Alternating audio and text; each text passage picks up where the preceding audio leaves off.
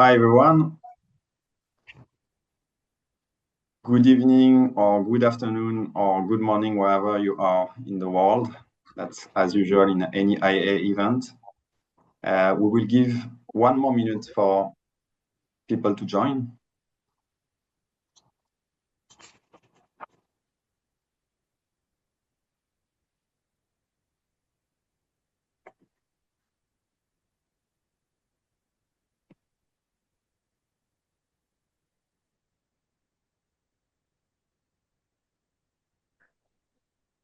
I'll share my screen.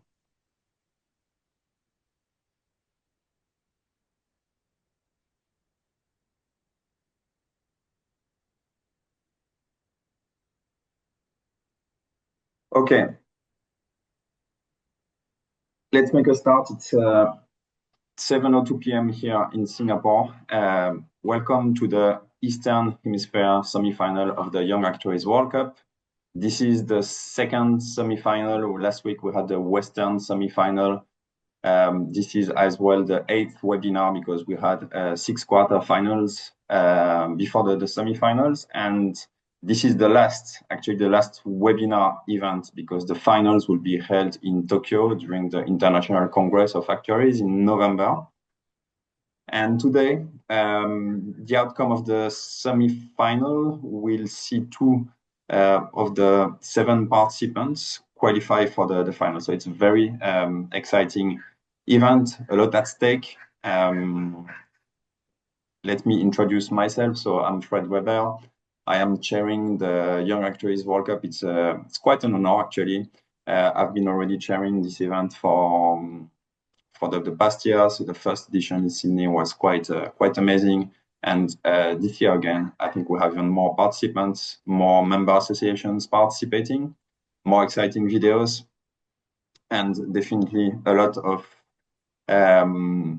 anticipation of the finals in Tokyo because we'll have the finalists presenting on stage. So all in all, very good World Cup this year again.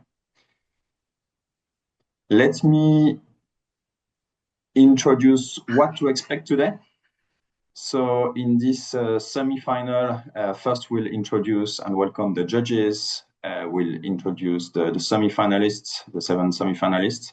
We will perform a random draw. So I will perform the random draw. I have the salad bowl here with the papers.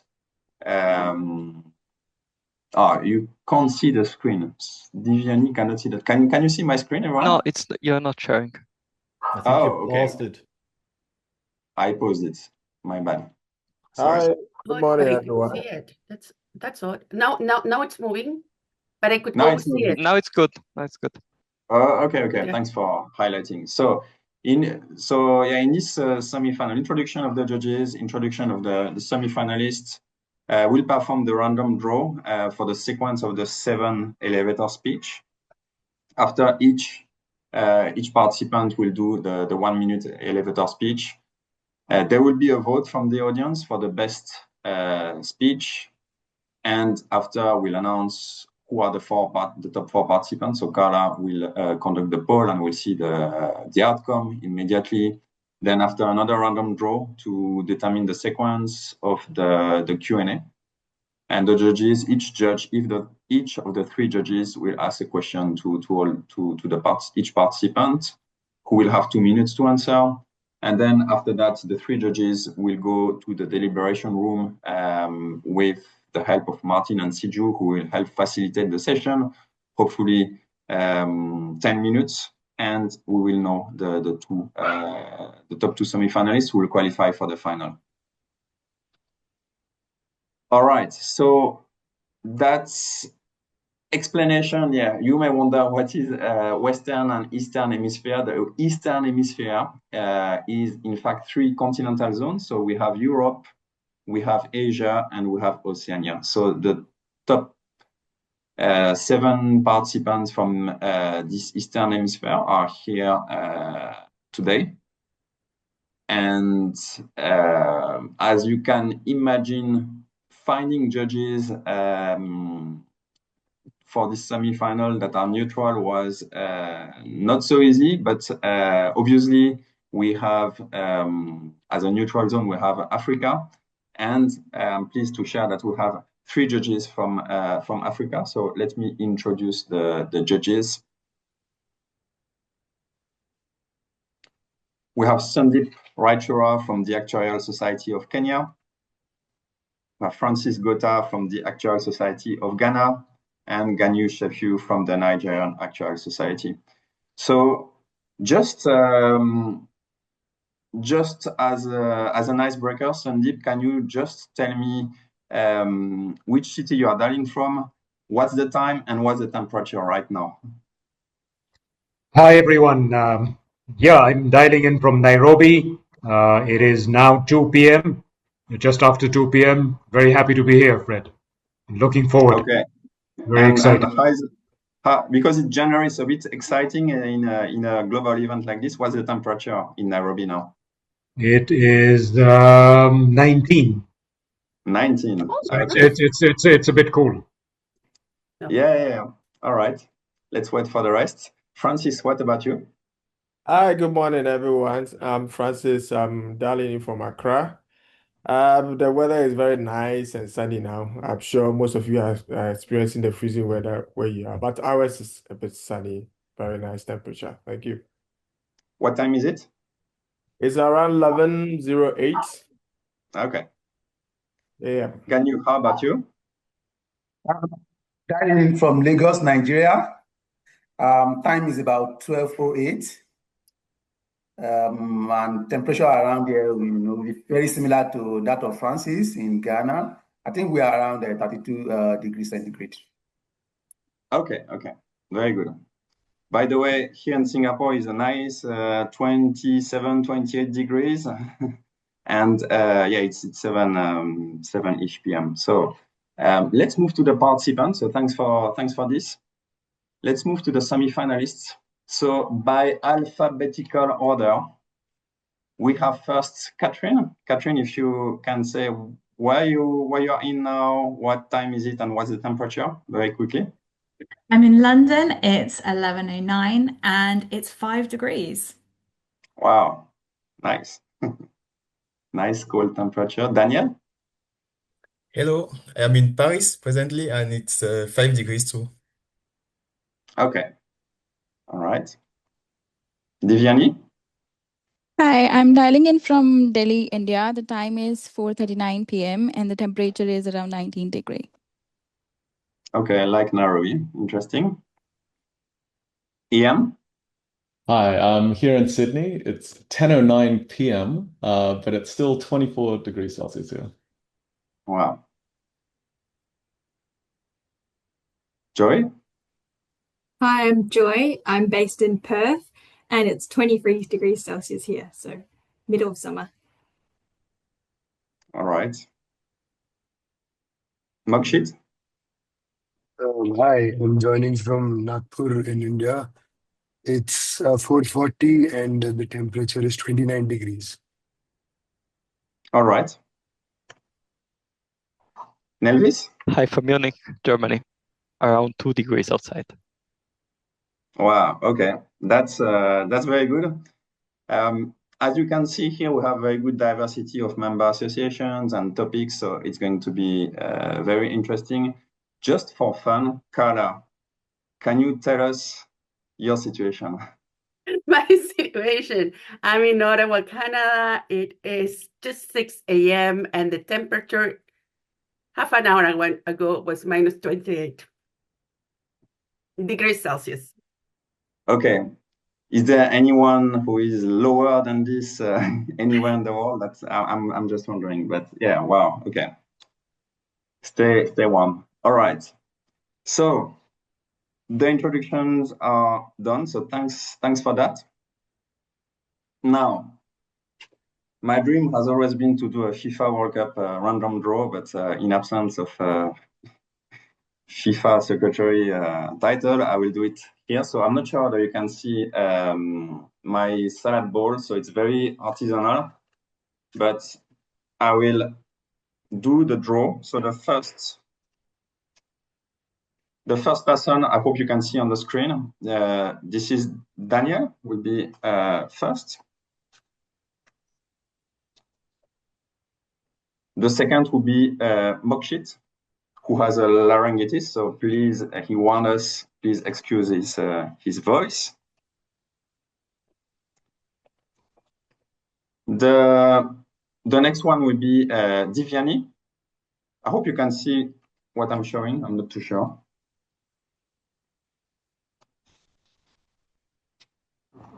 We can, Fred.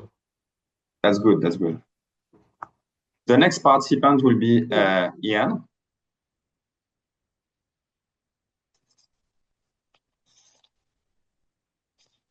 The fifth speaker will be Nelvis.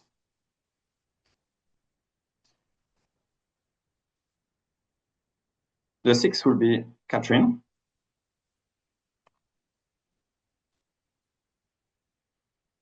And the last, no surprise, will be Joy. All right. So let me just 1 sec, because I'm doing things on the fly. So Joy, Catherine, Ian. Joy is last.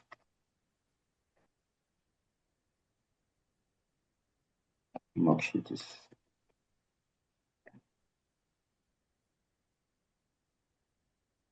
Okay. So this is it. Okay, so now we will proceed to the elevator speech, starting with Daniel. So Daniel, you have 1 minute. So everyone will have 1 minute for its elevator speech.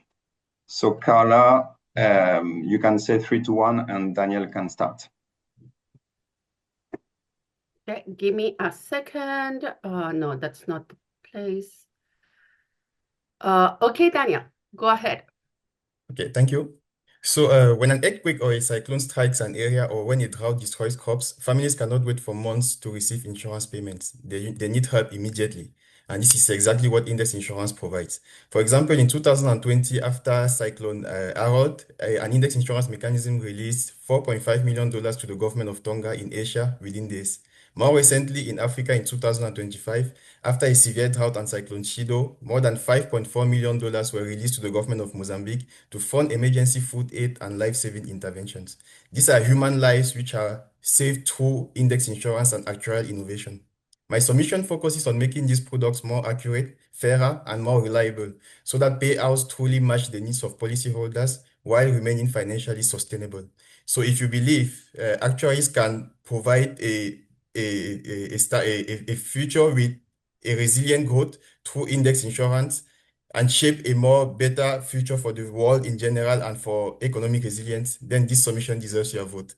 Thank you for supporting the insurance of tomorrow. Thank you, Daniel. So judges, please take note of everything. By the way, I forgot to mention, but the judges are meant to take into account the video as well as the elevator speech as well as the Q&A. So that's very important. And the audience will vote before that, of course. But just to let you know that everything counts. All right. So the second participant is Mokshit. Carla, are you ready? Hold on. No, you need to reset. Let's be fair. I need to reset that one, yes. You just give the start okay, Mokshit, you're ready to go. A content creator in India cracked a joke in a YouTube show in February 2025. A few weeks later, she had complaints filed against her in the Supreme Court of India and had lost brand deals and followers. Now, this is a classic example of a catastrophe, at least for the person involved. Relatively low likelihood, high magnitude, which means mitigation is possible, insurance is possible. Further, the good news is that social media is entirely data-driven. There are analyzable patterns, which means that the risk of such events can be predicted. My idea proposes using natural language processing, ML, machine learning classification models, and clustering of content creators to analyze their riskiness and ultimately insure them more accurately, creating a safety net where none exists. Content creators are an important part of the digital economy. They help democratize information. My product makes their volatile profession more financially secure so that they can be true to their content style. Thank you. Thank you, Mokshit. Let's move to Divyani now. Yeah, we're ready for Divyani. Yes. Thank Are you. you ready? Yeah. What is the value of 5 cents in your life? Probably nothing. But for the person delivering your food, 5 cents could decide whether an accident could be a setback or a lifetime of debt. And yet, the moment they meet with an accident, they are all alone. When survival is the priority, safety is the luxury they simply cannot afford. So I asked a simple question: what if protection didn't require planning, paperwork, or money they don't have? This is where tip based microinsurance comes in. It is a personal accident cover that activates only at the time the person is providing a service, one job, one delivery, and one right. It lasts minutes, not months. It costs cents, not salaries. Driven by AI pricing based on tip amount, duration, distance, and risk profile, and the law of large numbers, tiny gestures come together to create real financial freedom. When you tip, you don't just say thank you, you're saying if something happens to you, you're not alone. This is Insurance Rebuilt for Gig Economy. My name is Devani, and I'm redefining security one tip at a time. Thank you. Thank you, Divyani. Okay, let's move to Ian. Kara. Mm-hmm. We are ready for you, Ian. There's a new AI scandal every single week. Healthcare algorithms denying coverage, hiring tools perpetuating bias, chatbots being just awful. And often the technology isn't the problem, it's the implementation. That's what operational AI alignment solves. It's my framework for translating strategy into measurable objectives, designing governance from the start, and continuously validating real business outcomes, not just the easiest to measure technical metrics. In so many cases, the best solutions come from people who deeply understand the business problem, paired with enough technical literacy to know what AI can't do, plus a mindset of iterative improvement. That's Actuaries. And it's what we do with the control cycle. We already translate business goals into quantifiable targets and design solutions that balance competing priorities. So we have a lot to offer here. And with the right framework, hopefully we can reduce the number of AI scandals down to once a month. I'm Ian. Thank you. Thanks for that, Ian. All right, let's move to Nelvis. Kara. Yeah. Ready, Nelvis. Our cities are growing increasingly more exposed to heat waves. We all know this. Many of us experience this firsthand. We need to protect our cities and evolve them into heat-resilient cities. To do this, I suggest building a mutual parametric insurance pool where cities pay premiums into a shared fund, and if a heat wave hits a trigger, think temperature and duration, the pool pays out. The payout is fast and transparent. And because of the mutual structure, surplus from the pool is reinvested into prevention measures, so that risk actually goes down over time. This way, we evolve our cities into heat-resilient cities while protecting them. I made a video about this. It's called Peace for Parametric. If you're curious, go watch it. And if you like this pitch, please vote for me today. Thank you. Thank you, Nelvis. The next participant is Catherine. So, Kara. Go ahead, Catherine. Actuaries, this is your moment. Powerful risk prevention measures already exist, yet insurers still aren't using them at scale. So we continue to pay for claims that were entirely preventable. If insurers embedded these systems, we could cut risk dramatically, improving safety for everyone in society. But decision makers don't have the evidence they need to confidently invest in these systems, and they definitely don't know how to allow for the benefits in their capital or pricing models. That's why your expertise matters more than ever. Actuaries are uniquely equipped to quantify the unrealized, the losses that never happened, and the alternative outcomes that risk prevention gives. This framework measures the risk removed, not just the risk retained, and it unlocks the business case that the industry has been waiting for. Risk prevention is the only way to lower premiums, widen insurance affordability, and build a safer society, and Actuaries are ready to lead. Thank you, Catherine. The last participant is Joy. Cara. Ready, Joy? A family member of mine had heart bypass surgery. He told me so many things he wished he knew to recover better. When people face a major setback in life, their body and their life can never be the same. Recovery Ready helps patients understand the recovery process so they feel confident and prepared. It helps patients regain the quality of life and hope for the future. Recovery Ready has been validated by patients and experts. It ensures the most important information about recovery is not missed. Actuaries make Recovery Ready more than just a program. They make it a system-level, financially sustainable innovation that improves recovery for everyone and generations to come. I hope for your support, not just for the competition, but to help spread this idea and make a real difference in patients' lives worldwide. Thank you, Joy. So we have heard the 7 participants. So now we will proceed to the vote of the audience. But if I may, Cara, before we do that, can you have around, before you trigger the poll, can we remove the duplicates and do a last round of checks in the duplicates of the... Yes, I have been looking at the duplicates, trying to remove them, and I think I have removed most of them. The problem is that people keep coming in with twice with the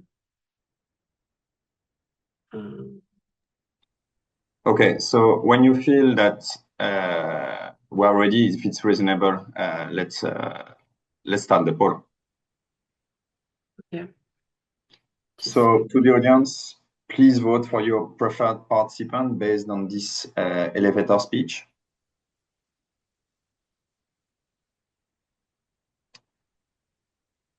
Cara, whenever you're ready. I'm doing one last sweep.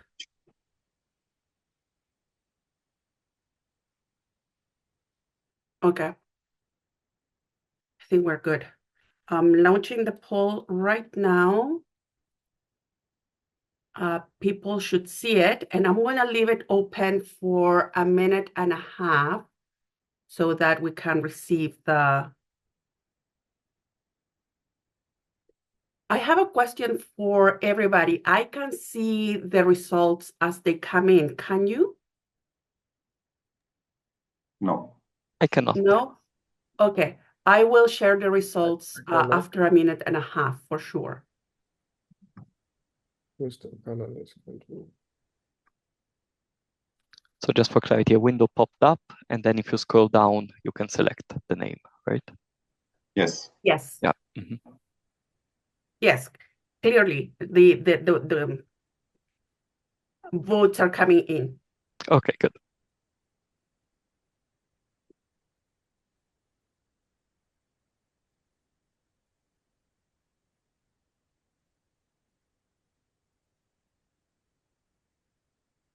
Yeah, they're slowing down now. It seems that most people have voted. I'm still going to wait for the 1.5 minutes in case there's somebody undecided there. Drum roll.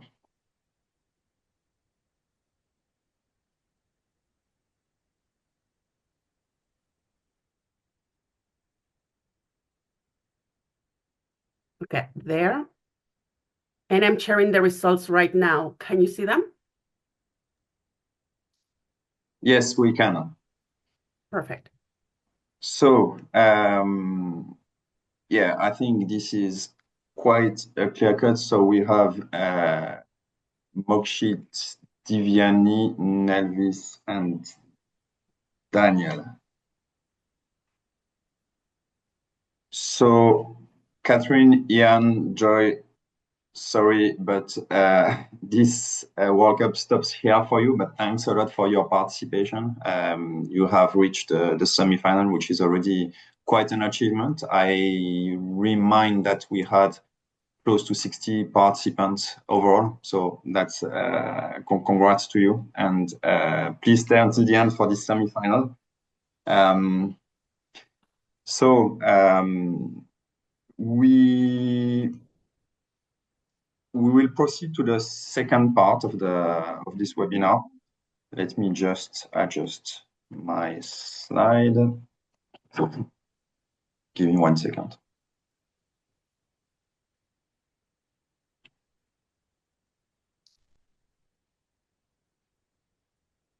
Okay, so what's happening now?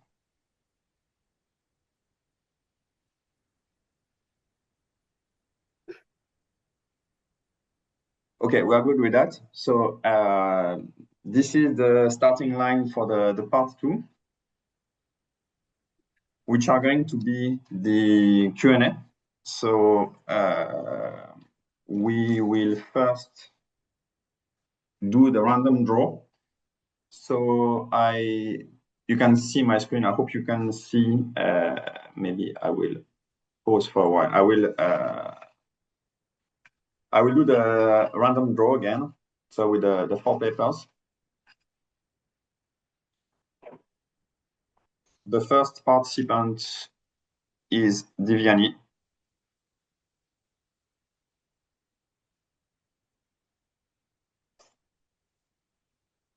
The second is Mokshit.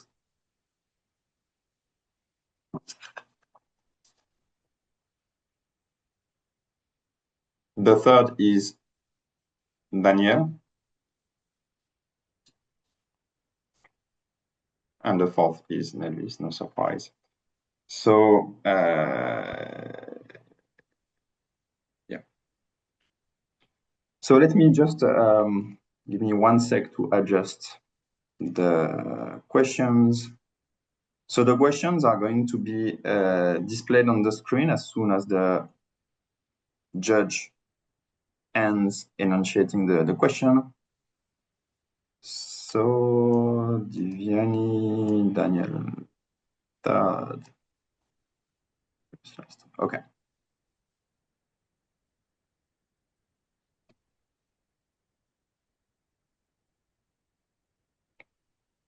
So that was the random draw.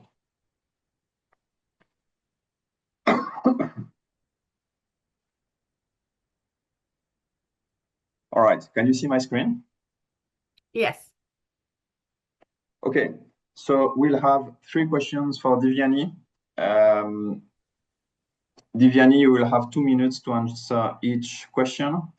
We'll go with the same sequence every time. So Sandeep will start, Francis will go second, and Ganyu last but not least. So Sandeep, can you ask your first question to Divyani? Hi, Divyani. Here's my question for you.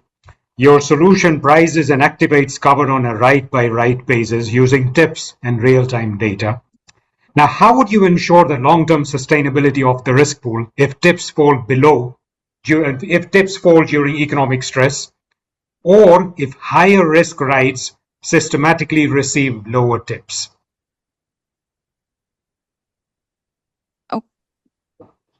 Can I start? Yes. Okay. So firstly, I'll start with if tips fall below. So my idea proposes that whenever you are receiving a tip, only then the cover will be activated, one option. Another option is that you add insurance as tip. Basically, since the cover would be very low in price, it would hardly cost sense based on my research and data that I have got from the Indian industry in India. Specifically, you can say developing countries, the amount of tips that these platforms get is huge, at least in India. Recently, if I tell you about 2025, one of the platform declares that they have received $5 million in tips for the different gig workers. So essentially, whoever is getting the tip, they will be covered, or the customer can choose to add insurance while ordering this service. And this, I believe, would at least cover the people who were earlier not purchasing the insurance. And my idea proposes basically, if we can cover some people who are essentially not buying insurance, that would still be better than not covering anybody at all. And this will be actually driven by AI pricing. So based on the tip amount, say you have set a percent of, let's say 10%, 20% of the tips that you get will be deducted for insurance. So based on that, the AI can itself decide based on the trip. Essentially, it will be a master policy for one platform, say if they are delivering a food. So risk would be similar across. So you can use that. And once you have that amount, uh, once you have that amount with you, you can like the AI can decide how or the best cover for that person, and then that cover can be provided to that person. That would be first answer. Then I think another way, if we want to bring this to in practicality, could be that if we are deducting 20% of the tips from whole of the pool of tips that we get, and then use it to provide cover to all the gig workers associated with that platform. Thank you, Divyani.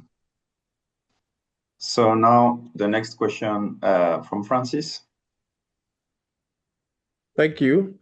My question is, if a tip-based insurance is triggered upon earning a tip and is intended to cover the ride period, how is coverage practically extended to the rider when the tips are earned only after the ride has been ended?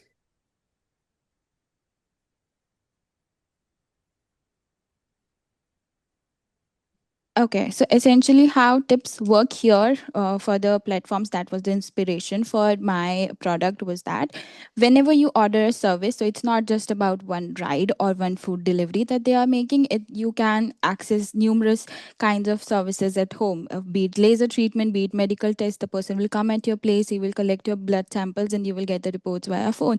So all these people are delivering food, they are delivering groceries. You can also order anything that you like home, like you can also ask somebody to pick up your laundry, get it done, and give it back to your house. A lot of services, these kind of services are going on. And what these services have is that essentially when you're ordering, so they have a fixed option of adding tips. So you add your tip while placing your order. So once you add the tip, essentially just the moment you add the tip, the background, the API could be built in such a way through these apps that the tip would be deducted, and then the cover starts as soon as the service starts or the ride starts. Basically, once they have accepted the order, the cover starts, and it extends till the time that your service or your ride or your delivery has been completed. And all of this can be earned within minutes, because hardly the services would last for, let's say, 1 or 2 hours at max. So that would be it for earning the tips, I would say. And let me read the question again, and if I'm missing anything, cover the right period. I would cover practice needed to cover. Yeah, I think since these two things work separately, so one app is for customer purchasing the service, and another app is for the person providing the service. So essentially, if we can build a system that once the customer orders and pays the tips, it automatically reflects in the app of the service provider that they have been given insurance, and they can use it if they meet with an accident. All right, Thank you. Let's move to Ganyo. My question is, how do you intend to leverage the existing app to achieve the connectivity you desire?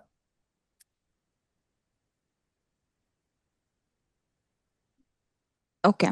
So essentially, so if you have really seen how we purchase travel insurance, so while we are making the flight bookings, we have that option if you would like to add travel insurance, and then you can choose the type of travel insurance you want to buy. So essentially, if we have a similar kind of format in these apps, that while you are, let's say, I have added all the food items that I want to buy, and then there could be a mandatory option that is a default setting, that add insurance as tip, so that will cover the rider. Or you can have another option, add tips, and based on the tip amount received, the person can be covered. And once you place the order, the cover starts the moment they start working on your service.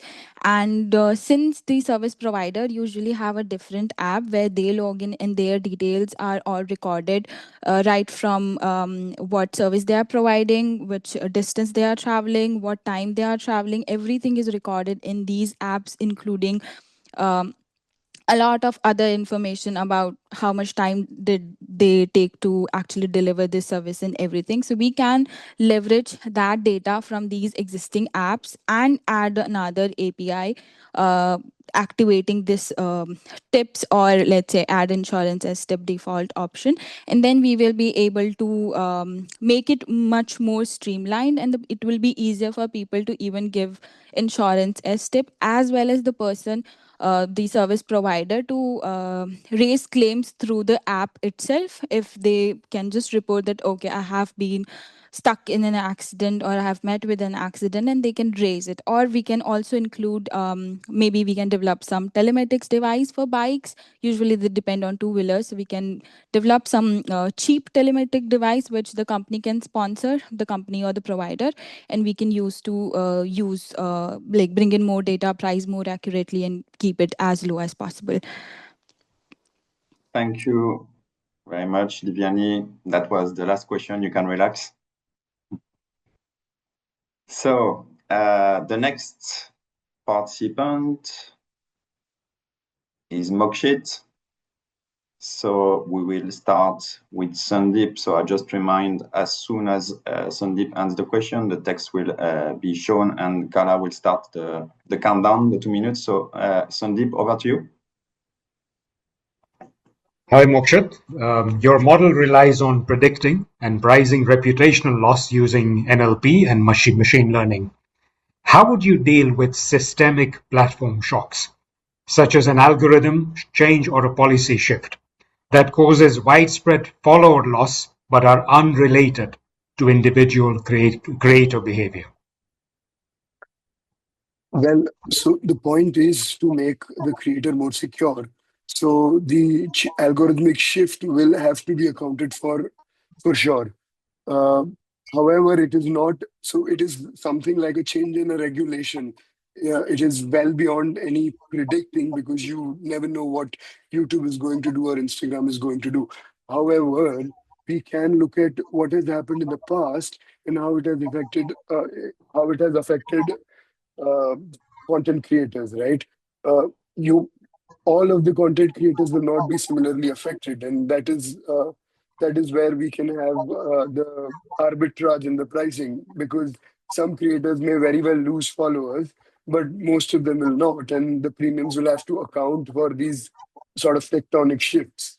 Um, what I mean to say is the basic concept of an insurance is dividing the risk. So an algorithmic shift will not affect every content creator across the board. It will impact some. For example, shifting into a more reel heavy content on Instagram rather than a post heavy, which happened a couple years ago. So that is my basic point. While considering the premium, we will have to consider such non uh, non-creator specific. Because if I go and say that, oh, we're not going to insure it altogether, then that is a major risk for the content creator. It is not something that is, some side risk that you can simply ignore. So we will have to go price that. But the good thing is the risk is divided. So since not all content creators will be equally affected, uh, the non-affected content creator premium can support these payouts. I think that is it for this particular answer to my side. Thanks, Mokshit. I apologize. Francis? Thank you, Mashid. My question to you is, how do you prevent fake followers and or manipulated engagement data? Because if the behavior can trigger a claim, the model breaks. Uh, is that the question? All right. So the bot traffic and manipulated engagement is clearly evident aside from natural, genuine engagement. And a lot of times, the internal systems of the social media platforms also flag bot behavior. In that sense, we can try, any insurance company trying to provide this insurance can try to collaborate with the social media platforms to I'm so sorry, to figure out what content engagement is natural and what content engagement is clearly a bot transaction. We can also have exclusions in the policy because, so for example, if suddenly somebody was at 10K and they go to 100K followers, and then within a couple of weeks they're back to 50, it seems pretty clear that this kind of engagement without any external event happening seems to be purely bot driven. This will have to be thought over quite carefully, the kind of exclusions that you would want to build. But sudden jumps up or down, if not caused by external events, can be an indication of bot traffic. That is my answer. Thank you. Thank you, Mokshit. So last but not least, Ganyu. My question is, how do you plan to reach content creators who may be geographically spread and have informal revenue streams?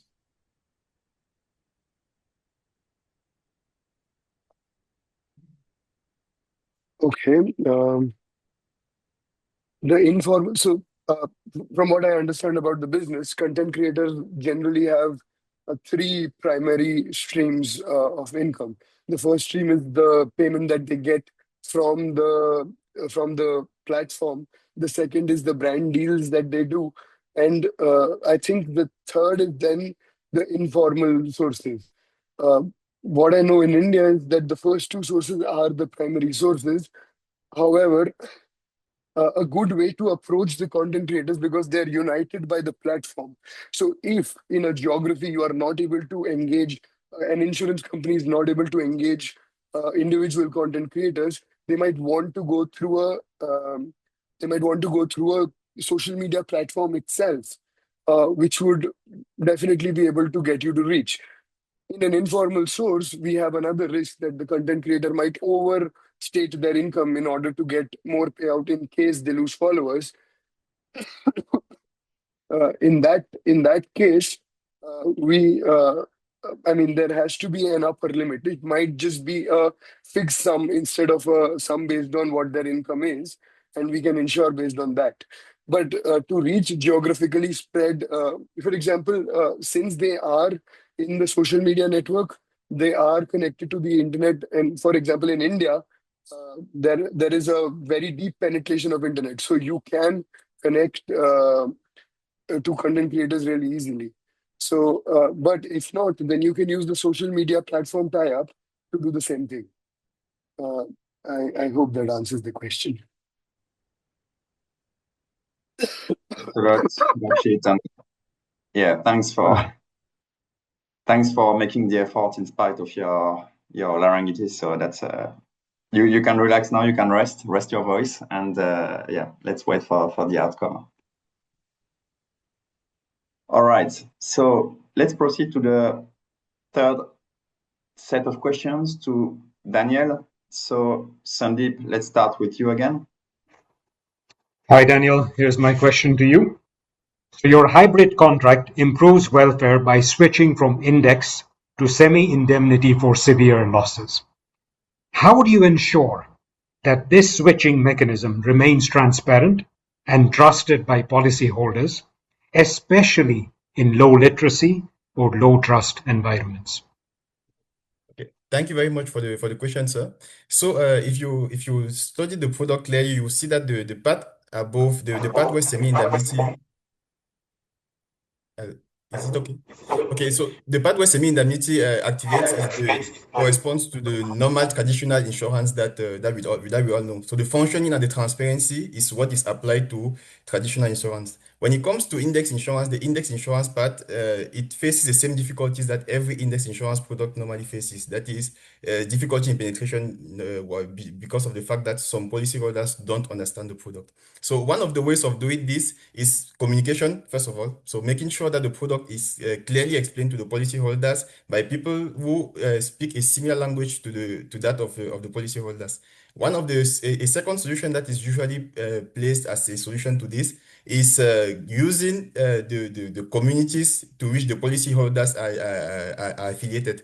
If I take the case of agriculture, for example, generally when an index insurance product is provided to farmers, they are usually sold through associations, through local groups to which the farmers belong. So we can count, for example, on the leaders of those groups to explain the products to the policyholders. Now, there's also a level that is supposed to be a level of transparency that is supposed to be guaranteed by the regulator. The regulator who supervises the product is normally supposed to make sure that the hybrid product, that means the switching from the index insurance part to the indemnity-based insurance part or the semi-indemnity part, it's in accordance with what is proposed by the regulation, or is in accordance with what is required by the regulation. So all this put together, we can guarantee that for policyholders, even with those with little literacy, due to the communication with their local leaders, and also with communication with insurance sellers, who are used to selling products to this type of people, we can achieve a level of understanding. Thank you.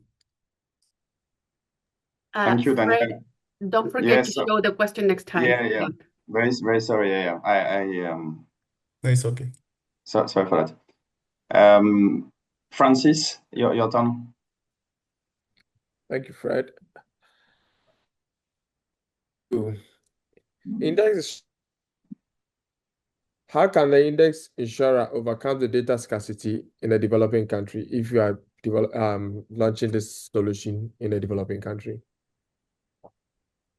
Okay, thank you very much for the question, and that is actually one of the greatest challenge of index insurance. So we know that in developing countries we have difficulties mostly with collecting loss data and even with collecting index data, mostly data related to climate or weather data, which is used in calibrating most of the insurance products. So nowadays we have solutions to address that. One of the main solutions is using alternative data sources. For example, satellite imagery, remote sensing, soil moisture indices, rainfall estimates using satellite data, vegetation indices, and other sensors built from using modern technologies. So putting that together, it helps to build data or to collect data on regions which are actually very difficult to access and for which we don't have data using traditional insurance tools. And what I'm explaining, these alternative data sources are already being used presently, and were even used on one of the products on which I worked to propose index insurance products for cyclones, drought, and other risks to which policyholders are exposed.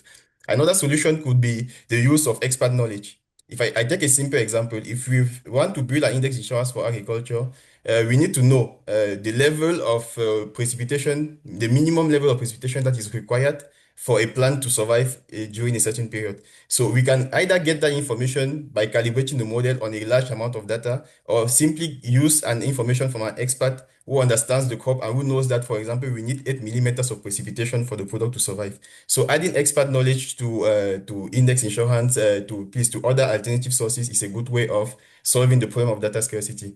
And nowadays, we also have the possibility of building new data sources, of enhancing data using artificial intelligence through stochastic weather generators and other tools, which are presently being used and on which I am working, for example, presently.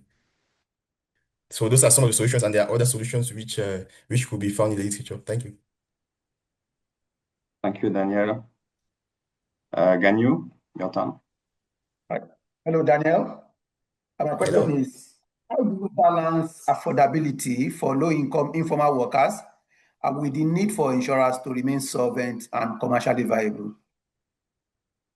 Okay, thank you for the question. So one of the main advantages of index insurance is the fact that it is actually, as you said, very affordable, and it is adapted to households with low income. And it's one of the reasons why index insurance and micro insurance are usually placed together, because the two of them are usually used to build products that are are used for communities with low income. Now, the problem, the affordability is brought to life by the fact that the risk management in index insurance is less expensive. There are no expert courses. There is no need to send an expert to the field to study what happened before compensating the policyholder. So this reduces the expenses of the insurer, helping him to be able to sell this product with why spending a little bit less of money. So that's one of the things that makes the product sustainable. Another solution is also the fact that index insurance mostly presently, that means since the years 2000, for example, opens the door to the use of new data sources and new technologies, which are actually less expensive than what was done before, like going to the field to collect data. And some of those solutions include, as I said in the beginning, satellite data, which helps in collecting data at a lower cost than what would have been done if you were to go to the field in the case, for example, of traditional insurance. And also through these alternative solutions, we have the possibility, for example, of building an insurance product completely from using just data that is provided by organizations like NASA and the European Space Agency without having to go to the field. This is another way of reducing the cost of the insurer and selling this product to policyholders at a cost that they are able to afford, while the product remains sustainable over the long run. And also, since the product is less expensive, over time, the number of policyholders who buy the product actually increases because it is less expensive and more people are able to afford the product. So due to an economy of scale, it also reduces the cost of the insurer. Thank you. Thank you, Daniel, and thank you, all judges, for your questions. Daniel, sorry again for not displaying the first question. I hope this didn't, it looks like you understood the question, but judges, please take that into account. And let's move to the last participant, Nelvis. So, Sandeep, over to you. Hi, Nelvis. Your model relies on a network of cities pooling climate risk and being rewarded with lower premiums as resilience improves. How would you prevent adverse selection, where the most heat exposed or the least resilient cities join first? And how would you ensure long-term solvency of the pool? Thank you, Sandeep, for your question. For me, so you ask about the adverse selection per se, and for me, in general, under the actuarial point of view, adverse selection is first and foremost a pricing problem. Yeah. So, for example, let's talk about the trigger which is used. You could also say if you take a trigger for everybody, then cooler cities are just subsidizing warmer cities because they are on average cooler. Let's make them pay a different premium. If a city is more exposed to heat, they should pay more. Concerning the prevention measures, how do we measure actually whether they work? If you know about the urban heat island effect, then you know that adding 3 canopies in a city significantly lowers pedestrian level temperature by 1 to 5 degrees. In an ideal world, there is a direct feedback loop where you see the prevention measures coming through in the data. So first, you adjust the pricing based on the characteristic of the city and on the risk. It's not a one-size-fits-all. Then you look at the prevention measures and at the effect they have. And third, of course, you need to talk about governance. So once a pool is established, I think the African risk capacity pool, for example, has already this mutual model where governments also govern really the pool. And this trust or whoever is in the board need also to look at who is trying to join and establish whether this would tip the pool one way or the other or unbalance it too much on a portfolio level. So these are my 3 answers: pricing, data per se, and then the governance. Thank you. Thank you, Nelvis.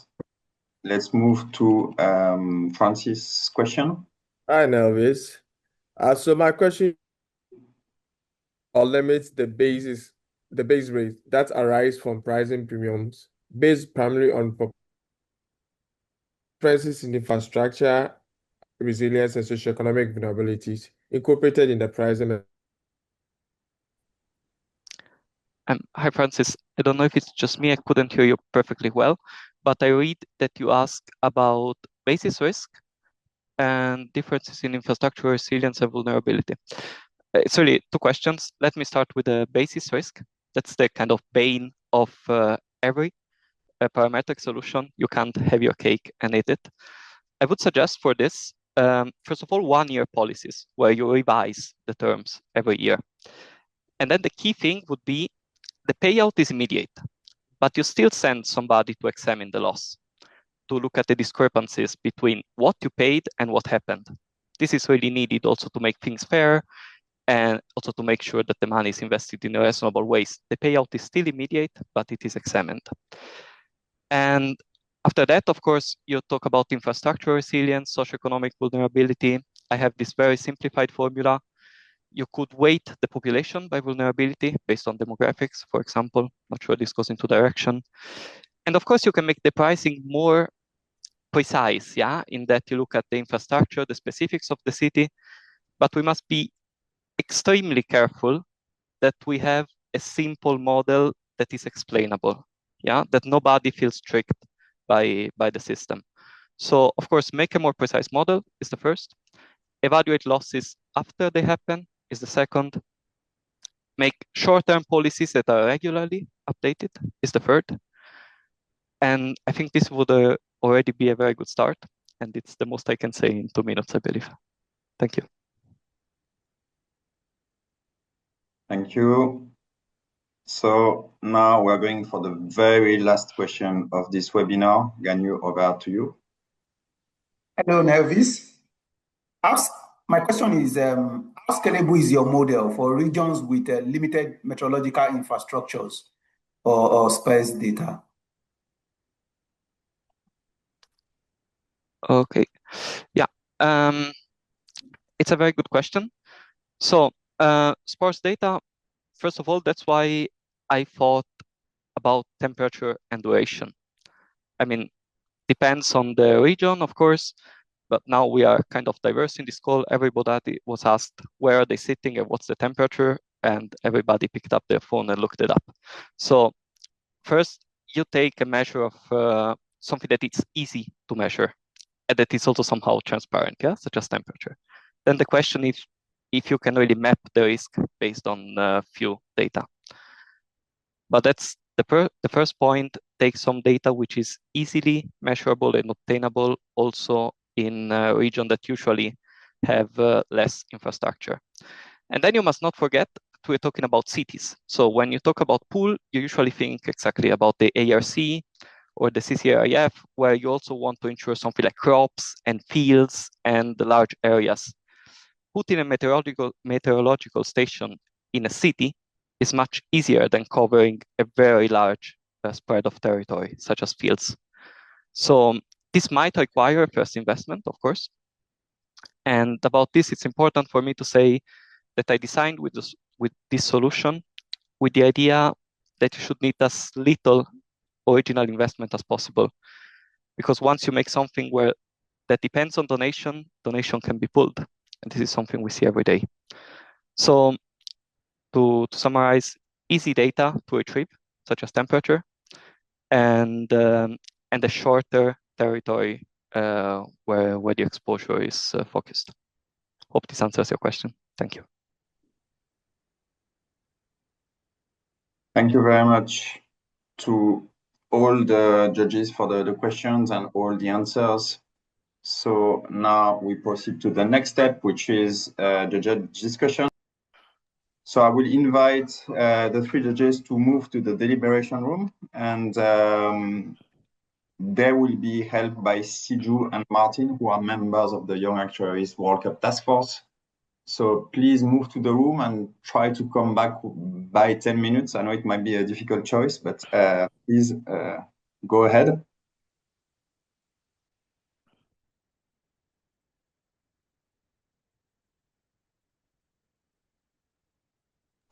I will pause sharing my screen.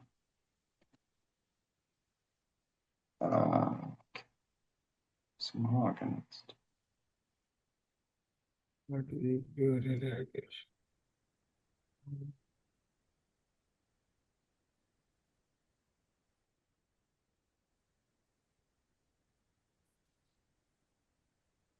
Can you hear me? Yeah. Oh, yeah, all right. Yeah. I had a hiccup here.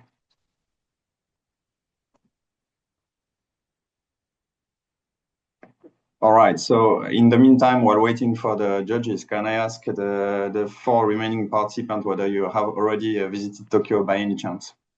Yes. Was there in Yes. 2019, 10 days. I really loved it. Excuse me, Francis, you've got to go to the deliberation room, which is the other link I sent to you by email. Okay, Oh. I'll look at it. Apologies about that. All right, thank you. Very important to have the I traditions. rather send the judges all together. No, you're right, Carl. Yeah. So Nelvis, yes. Divyani, no. How about Daniel and Mokshit? Have you ever been? No, not yet. not really. Okay. Yeah. That's it's quite an experience. While being in Asia for quite a long time, I've been a couple of times, and yeah, definitely a city to visit.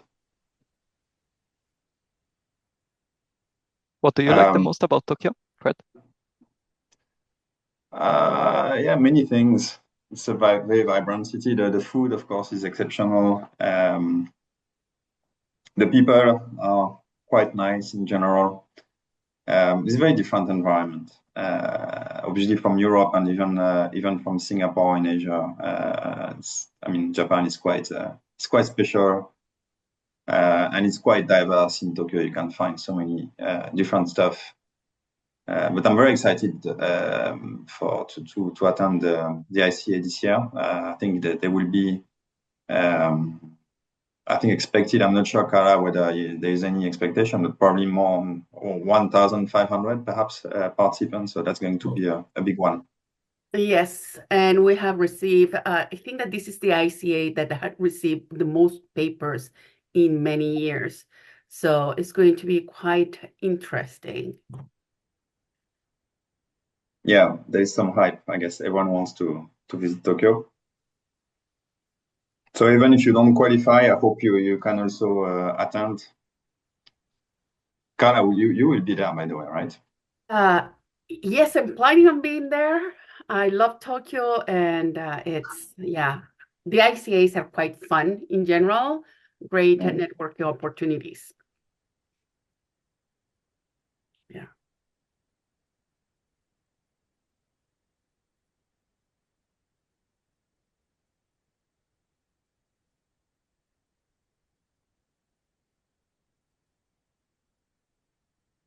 I was there in the ICA in Australia 4 years ago, and I saw the Tokyo ICA being presented, and I thought, I have to find a way to get there somehow.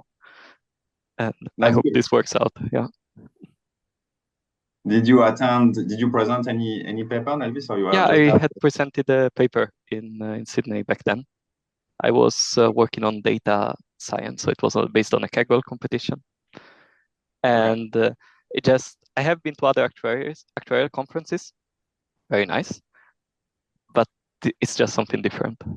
Also because it's every 4 years, I guess, yeah, that makes people waiting more for it and enjoying it more, is my impression. Yeah, it's like a FIFA World Cup, right? If you will. Or Olympics, equivalent for Actuaries. Yeah, I was in Sydney too. It was quite nice. The IC in Sydney, that was quite a good experience.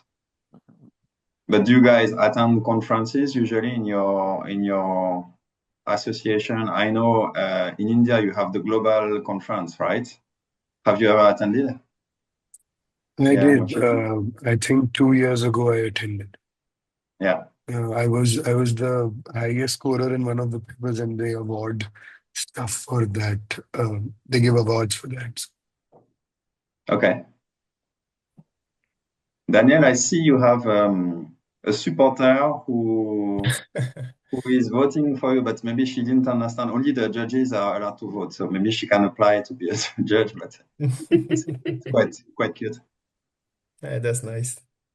Yeah, that's nice. And I love to see as well the reactions during your presentation. Elvis, you have like a good fan base with able to throw hearts like by dozen It's quite impressive. I don't even know how to do that. Yeah, I can see that's good. I mean, So one thing, can we test Nelvis fans? Can you activate your heart? Can you see who is the most popular in reactions? Let's go. Nelvis is yeah, that's quite amazing. That's quite amazing. grazie a tutti. Thank you. Vielen Dank. Nelvis really went full canvassing mode. Yeah, I mean, I really put my network under stress, my networks in every possible way. And that's already for me, it was already a great experience. Just the amount of support that you get it from your family, for your friend, for your colleagues, if you ask for it. It's very touching. So thank you everybody again. Yeah, I totally agree. It's heartwarming to see the number of people who came, who voted, and really thank you very much for that. If you are still in the chat. It's a new feature we introduced this year in the Actuaries World Cup because we wanted you guys to be able as well to promote your own project and to have visibility. I think it's important nowadays. But of course, at the end of the day, we still have the judges deciding the top two, so expert judges. But yeah, we wanted to see how it looks like. And in Tokyo as well, we will decide on how the winner will be decided. That's something that we need to work on. We don't want to be just a popularity context. We want to have obviously substance into it. So yeah, we will advise on the next steps. We still have some time. It's in 10 months, but we owe this to the Japanese organizing committee because we do have a plenary session actually. So that will be quite amazing because they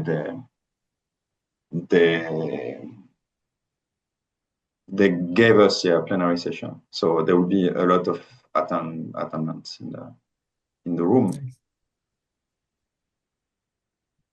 So Mokshit, if you qualify, you make sure your voice is perfect. You fully recovered and. Oh, it's only hot water for all of October. Yeah.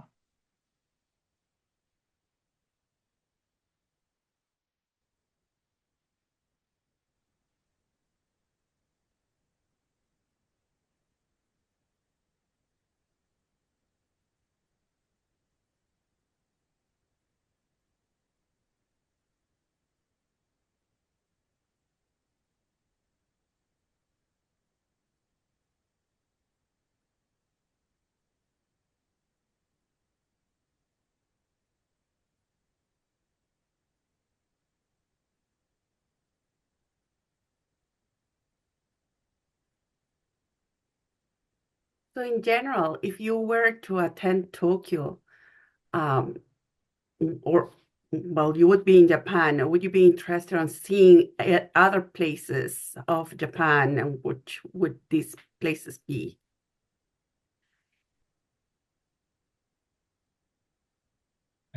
As for me, I will try to discover because I don't know much about Japan for now. So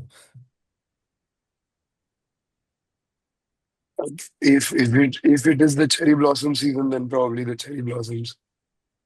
I'm not It's not sure gonna be whether the October season. is. I don't think it's gonna be the season because it's going I'm to not be in sure. November. Yeah. Cherry blossoms, I think, are in May. I may be wrong. I would really love to see the area around the Mount Fuji. You know, you always see it in anime, in films, and I think it's must be very nice. Yeah. It's not very far. It's just 2 hours away from Tokyo. I was there in Mount Fuji in last November. Yeah, it's quite amazing. So Nelvis, what did you visit? You visited only in Tokyo or other cities in Japan? I was on a round trip. I started in Korea, then I went up Japan. So from Busan, I took back then a ferry to Osaka. Then I did Kyoto and Tokyo with the Shinkansen. Right. So I think Kyoto is still the city I like the best, but Tokyo is quite impressive, in its own. Have you been on the Tokyo Tower? Then you see this whole the city spreading out until it's just something else. So I was in there was an IA meeting in Tokyo in 2019, and I remember, so we're in Tokyo, and then after I took the opportunity to visit Kyoto, and I met Mathieu Langelier in Kyoto, you know, Carla. I met Mathieu with his family. He was in Kyoto as well, and we're in the same site, so it's a small world.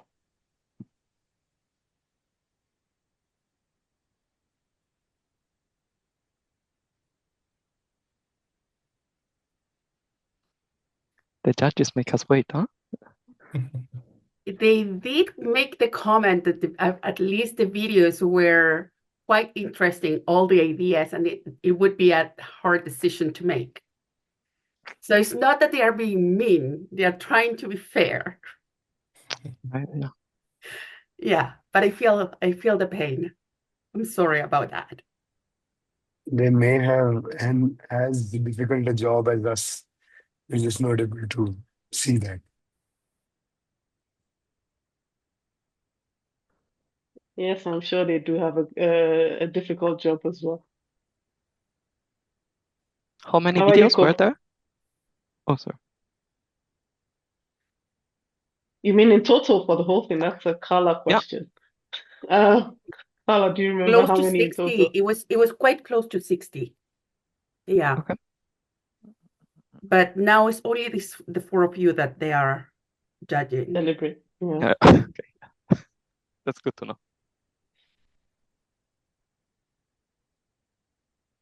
Overall, how have you guys found the experience? It was great. It was nice to participate up to this level. It's my first time, so I had the opportunity to present a topic or a project I loved very much. So that was already very nice. Yeah. Divya, we haven't heard from you. You've been quiet. What? I was actually waiting for him to finish, and I would like to share my experience. So, I think it was very good to be part of the Actuaries Cup. It was, for me, it was not at all planned. I just submitted the entry, and then I was just waiting for, okay, let me see who all wins. But then coming here was not at all expected. But here we are getting judged for the top two. It feels surreal. And I will definitely thank all of my friends and family. They have always been very supportive, including my workplace. These people were very supportive. I think some of them would be watching as well. Oh, fantastic. So you're all going to become stars no matter what happens. Yeah. Judges are back. Yeah. Judges are back. Yeah. Judges are back. So, who is the spokesperson for the judges? That would be me. Okay.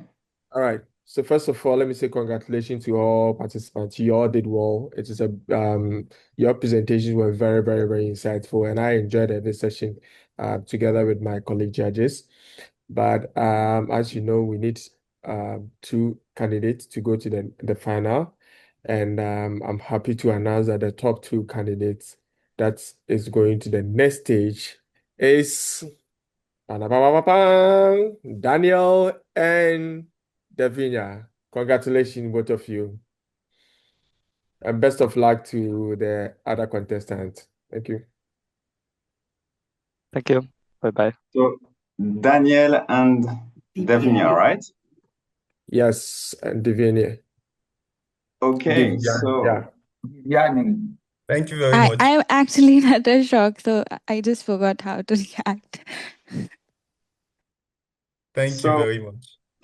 Thanks a lot.